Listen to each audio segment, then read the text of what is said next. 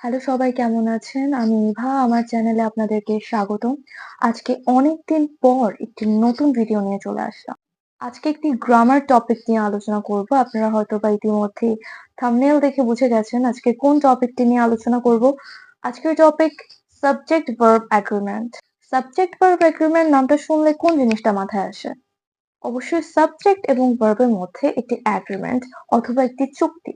একটা সেন্টেন্স তখনই কারেক্ট হবে যখন সেন্টেন্সটির সাবজেক্ট এবং ভার্ব দুজনে মিলে একটি সমঝোতায় আসবে। যেমন ধরুন হি ইজ হ্যাপি। এখানে হি হচ্ছে সাবজেক্ট, ইজ হচ্ছে ভার্ব। এখানে যদি হি এর জায়গায় দে বসতো তাহলে কি হতো? তাহলে হতো দে আর হ্যাপি।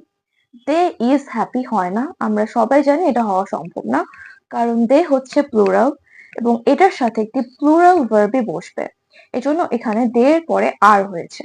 সুতরাং এখানে দেখা যাচ্ছে যে সাবজেক্ট প্লুরাল হলে ভার্ব প্লুরাল হয়, সাবজেক্ট সিঙ্গুলার হলে ভার্ব সিঙ্গুলার হয়। কিন্তু এখানে যদি ইজ আর না থেকে অন্য কোনো ভার্ব থাকতো, যেমন I go to school, he goes to school, এখানে হি হচ্ছে থার্ড পারসন সিঙ্গুলার নাম্বার, আর আমরা জানি থার্ড পারসন সিঙ্গুলার নাম্বারের পরে সবসময় এস বা ইএস যোগ হয়। She does the work, we do the work, or I do the work. দুই বা অধিক সাবজেক্ট যদি অ্যান্ড দ্বারা যুক্ত থাকে তাহলে ভার্ব কিন্তু প্লুরাল হয়। For example, me and my friends have just arrived. Disha and Nidhi are reading a বুক।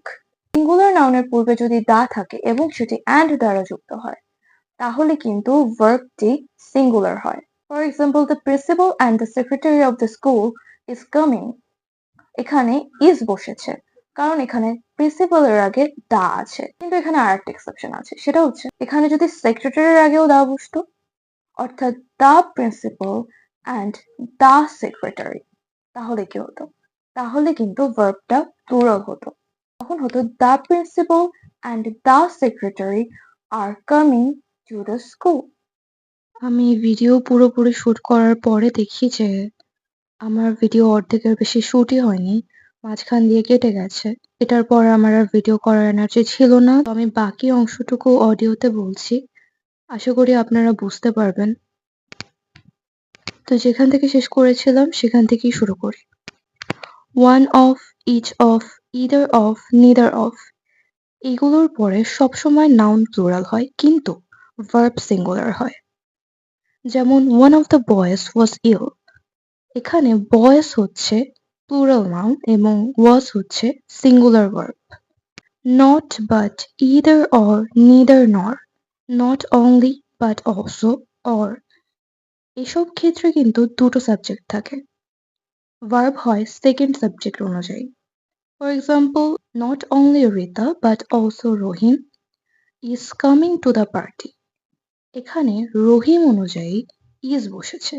এখানে যদি হতো not only Rita but also her friends are coming to the party, তাহলে কিন্তু প্লুরাল সাবজেক্ট অনুযায়ী ভার্ব প্লুরাল হতো। এবার একইভাবে neither Rita nor Rahim is coming to the party, or neither Rita nor her friends are coming to the party. Indefinite pronoun যদি subject হিসেবে ব্যবহৃত হয় তাহলে কিন্তু ভার্ব সবসময় সিঙ্গুলার হয়। এখন ইনডেফিনিট প্রোনাউন কোনগুলো? এনি, সাম, নো, এভরি, এগুলোর পরে ওয়ান, বডি, থিং অনেক কিছু অ্যাড করা যায়। এগুলো অ্যাড করে এনি ওয়ান, এনিবডি, এনিথিং অথবা এভরিওয়ান, এভরিবডি, এভরিথিং, এগুলো অ্যাড করার মাধ্যমে যেটি পাওয়া যায় সেটি হচ্ছে indefinite pronoun. For example, something was under the house. Both, few, many, other, several, এই শব্দগুলোর পর countable noun plural হয়, verb ও plural হয়। যেমন many workers have completed their work. Many are called but few are chosen. Subject verb agreement A uncountable noun এর পরে সবসময় singular verb বসে। Uncountable noun কোনগুলো? যেগুলোকে কাউন্ট করা যায় না, যেমন water, milk, soil, oil, furniture, এইসব ওয়ার্ডগুলোকে কিন্তু কাউন্ট করা যায় না। For example, water is essential for life. Subjects, গ্যালোস, news এগুলোর পরে সিঙ্গুলার নাম্বারে ভার্ব হয়। সাবজেক্টস বলতে economics, physics, mathematics, civics, politics যেকোনো সাবজেক্ট হতে পারে।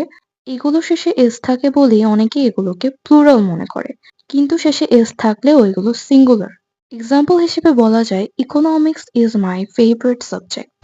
Flock of birds, school of fish, hard of cattle, pride of Lions, branches of flowers.